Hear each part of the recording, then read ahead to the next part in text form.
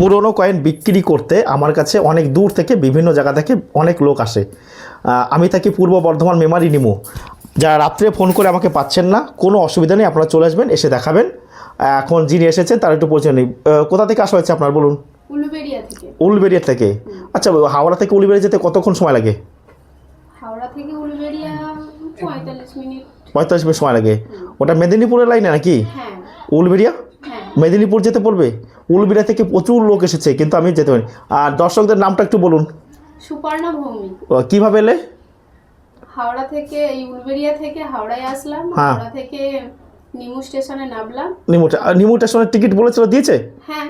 নিমো হল স্টেশন, হ্যাঁ। হ্যাঁ। টিকিট কাউন্টারে গিয়ে বলতে হবে নিমো। একেবারে উলুবেড়িয়া থেকেই মানে টিকিট কেটে নিয়েছি। দিয়ে দিয়েছে। দেখুন আমার আমার খুব ভালো লাগছে। দেখুন আপনারা আসছেন বলে টিকিট দিচ্ছেন। আগে জানেন আপনার কি আগে নিমো না, আগে দিত না। কেন বলুন তো? কারণ আগে নিমো সারাবারে খুঁজে পাওয়া যেত না। বিভিন্ন জায়গা থেকে এখন লোক আসে। আমি বলে দিচ্ছি যে নিমো হল স্টেশনে বললে দিয়ে দেবে, এখন বলে দিচ্ছে। তাই সত্যি খুব ভালো লাগছে। আমাদের পাশাপাশি নিমো স্টেশনটাও খুব ভালো হচ্ছে আপনাদের জন্য। মানে সারা জায়গা থেকে লোক আসছে। তো পরিবেশটাও খুব সুন্দর, কারণ গ্রাম্য পরিবেশ। এখানে তো এই যেখানে এসেছে এটা তো বর্ধমান বর্ধমান নিমো স্টেশন। আর দর্শকদের কি বলবেন যারা আমাদের এই ভিডিওটা দেখছে, তাদেরকে কি বলবেন? আপনারাও আসুন, এখানে কোনো চার্জ লাগছে না। তো আসুন, কোনো ব্যাপার নেই, কোনো ভয়ের কিছু নেই। এসে দেখাতে হবে। হ্যাঁ, আসতে হবে, এসে দেখাতে হবে, সাহস করে আসতে হবে, কোনো ভয়ের কিছু নেই। আর অনেকে আমাদের ভিডিওতে বলছে চিটিং বা ফিস্টিং, এগুলো কি সত্য না মিথ্যা? না, এগুলো সব মিথ্যা। মিথ্যা তো? আপনার দামে বনিবনা হলে আপনি দেবেন, না হলে দেওয়ার প্রয়োজন নেই। আর সব কয়েন দামি হয় না। এখন যদি প্রতিটা 5 টাকার কয়েন যদি 20,000 টাকা করে পাওয়া যেত, তাহলে সম্ভব না, হবে না। সব কয়েন দামি নয়। বারবার কিন্তু ভালো করে বুঝতে হবে, আর নিয়মিত আমাদের ভিডিও দেখতে হবে। বলার জন্য আপনাকে আমাদের টিমের পক্ষ থেকে অসংখ্য ধন্যবাদ। এখন যে কয়েনগুলো নিয়ে এসছে সেগুলো আমি দর্শকদের দেখে দিই যে কী কয়েন নিয়ে এসছে।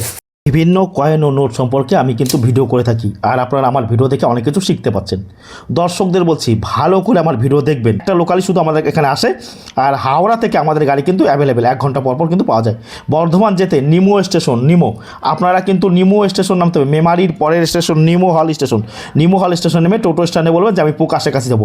আমি প্রতিদিন থাকি সকাল 8টা থেকে বিকেল 5টা। আর আপনারা ট্রেনের পিছনের কম্পার্টমেন্টে চাপবেন, তাহলে সুবিধা হবে আসতে। টোটো স্ট্যান্ডে গিয়ে বলবেন যে আমি প্রকাশের কাছে যাবো, ভাড়া নেবে মাত্র 20 টাকা। আপনারা চলে আসবেন, দেরি করবেন না। সকাল 8টা থেকে বিকেল 5টা।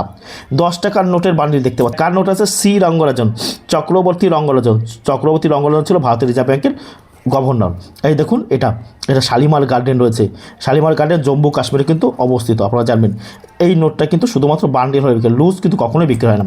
আমার এই যে একটা নোট, এই ধরনের নোট নিয়ে আপনারা আমাকে প্রচুর ভুল করছেন যে দাদা আমার কাছে কালো 10 টাকার নোট আছে বোর্ড দেওয়া, এবং ময়ূরের নোট আছে 1, 2, 3টে লুজ। সেই নোটগুলো কী দাম আছে? সেইগুলো বিক্রি হবে না। কালো বোর্ডের, আপনারা ভালো করে শুনবেন, এই রকম বোর্ড টাকা 10 টাকা নোটের শুধুমাত্র বান্ডিল বিক্রি হবে। একমাত্র বান্ডিল 100 পিস থাকলে তবেই সেই নোটটা কিন্তু বিক্রি হবে, তার সাথে বিক্রি হয়। এটা যার সিগনেচার এম নরসিংহমের সিগনেচার রয়েছে, দেখেছেন? এম নরসিংহ ছিল ভারতীয় রিজার্ভ ব্যাংকের। এগুলো 100 পিস হলে কিন্তু 10টা 20টা 30টা 50টা কিন্তু কখনো বিক্রি হবে না। আপনাদেরকে বারবার বোঝানো হচ্ছে। আপনারা কিন্তু 1টা 2টো 3টে 4টে 5টা যাদের কাছে এই নোট রয়েছে তাদেরকে বলছি আপনারা দোকানে গিয়ে সেগুলো খরচা করে বলুন, কারণ সেগুলো নোটগুলো ভ্যালুয়েবল নোট না। ইউটিউবে বা ফেসবুকে দেখায় যে নোটগুলো প্রচুর টাকা দাম, লুজে নয়, বান্ডিল হলে বিক্রি হবে। বান্ডিল মানে 100 পিস করে থাকবে। ভালো করে আমার ভিডিও দেখবেন আর বুঝবেন আমি যেগুলো বলছি। এবার 1 টাকা 2 টাকার এরকম লুজ নোট আপনারা নিয়ে আসেন, আপনাদের কাছে থাকে, আপনারা নিয়ে আসেন, আমি এগুলো কিনে নিই। এখন এই ধরনের লুজ নোট কী বিক্রি হয়? এগুলো 2 টাকা 3 টাকা পিস বিক্রি হবে, তার বেশি কিন্তু হবে না। হয়তো আপনি 50 টাকা নিয়ে এসছেন, আপনাকে 70 টাকা 80 টাকা দেওয়া যাবে, তার বেশি কিন্তু আপনি পাবেন না। এখন অনেক ইউটিউবে বা ফেসবুকে দেখায় যে 1 টাকার নোট থাকলে, তার 2 টাকার নোট থাকলে 10 লাখ 20 লাখ 30 লাখ, সেগুলো মিথ্যে। টাকা কিন্তু অত সহজ নয়। টাকা ইনকাম করা খুব কষ্ট, আপনাদেরকে বারবার বলাচ্ছে। টাকা ইনকাম করতে খুব কষ্ট লাগে। 20 লাখ 30 লাখ যারা স্বপ্ন দেখেন তারা তো আমার কাছে আসবেনই না। আর যারা আপনারা বুঝবেন যে না ঠিকঠাক মনে হচ্ছে, তাহলে তারাই আসবেন, বুঝে শুনে আসবেন। আর আমার কাছে কয়েন ও নোট বিক্রি করার জন্য কোনো প্রকার টাকা পয়সা কিচ্ছু লাগে না। আর কয়েন ও নোট বিক্রি করার জন্য কাউকে টাকা পয়সা দেবেন না, আর কোনো রেজিস্ট্রেশন ফি হিসেবেও কিন্তু কাউকে টাকা প্রদান করবেন না। আর আপনাদের কাছে এরকম 10 টাকার নোট রয়েছে, বড় 10 টাকার নোট। আপনারা এরকম বড় 10 টাকার নোট থাকলে ভাবেন যে প্রচুর টাকা দাম।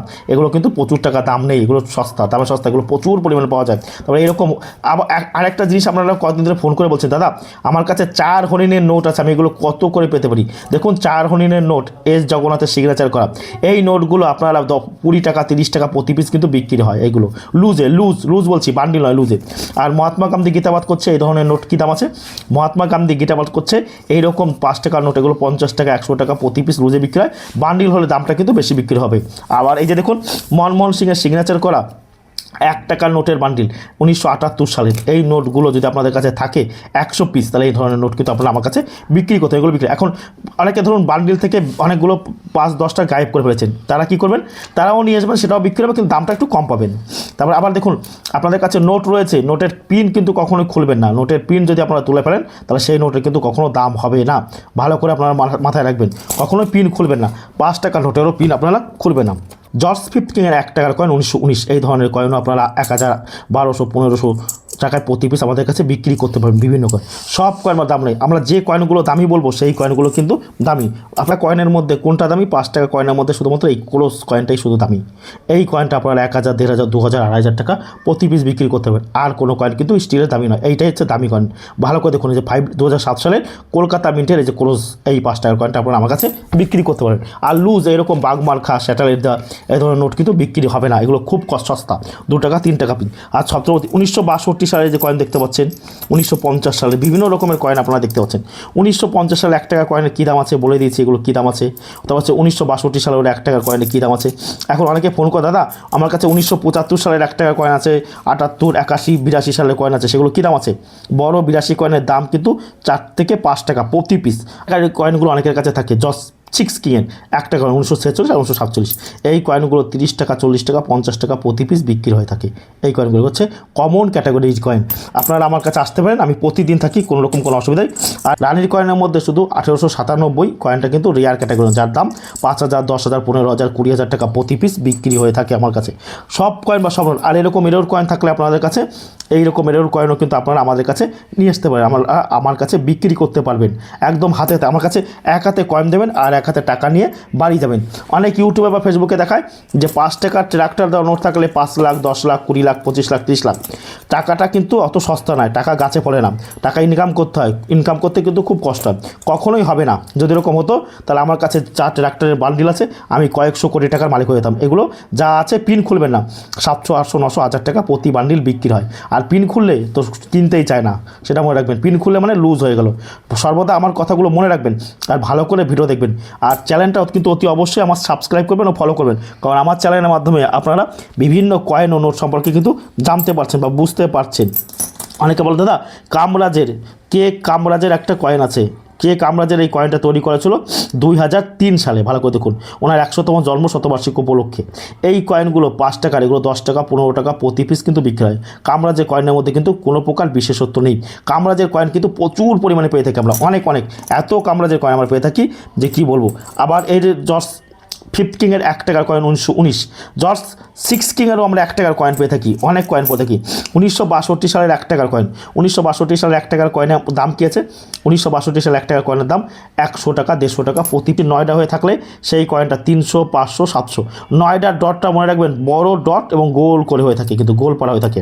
আবার এরকম কয়েন আছে রাজীব গান্ধী, তারপর হচ্ছে জওহরলাল নেহরুর, হ্যাপি ফ্যামিলি। এই কয়েনগুলো কী দাম আছে? এগুলো কমন ক্যাটাগরি কয়েন, এগুলো দামে খুবই সস্তা।